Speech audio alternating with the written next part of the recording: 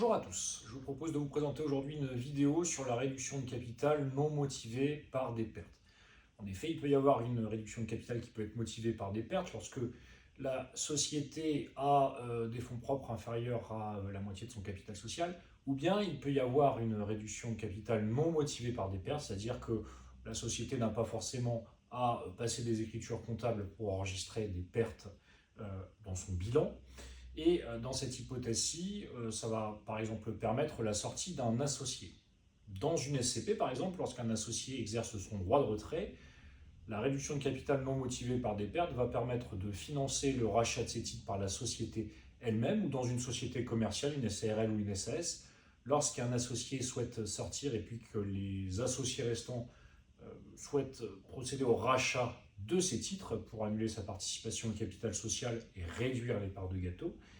augmenter plutôt les parts de gâteau et réduire sa participation au capital social, et bien dans cette hypothèse-ci, on pourra sortir un associé, mais surtout faire en sorte que ce soit la société qui rachète elle-même les titres. Cela permettra d'éviter la fiscalité des particuliers, puisque si les associés restants eux-mêmes doivent financer le rachat des titres, et bien c'est moyennant le versement soit de l'impôt sur le revenu, soit de la flat tax s'il y a des bénéfices, donc il y a une fiscalité qui s'applique, alors que là, si on utilise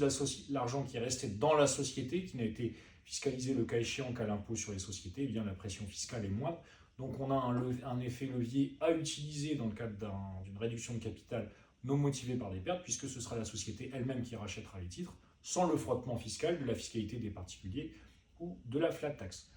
Vous l'aurez compris, la réduction de capital présente donc bien des attraits, puisqu'elle permet de régulariser un litige entre associés, de purger un litige entre associés dans une SCP ou dans une société commerciale en évitant une fiscalité trop lourde et en utilisant le cas échéant, puisqu'on n'est pas obligé d'avoir recours à un financement externe, en utilisant la trésorerie de la société pour financer la sortie d'un associé sortant. Voilà pour aujourd'hui, j'espère que cette vidéo vous aura plu, je vous souhaite une excellente journée.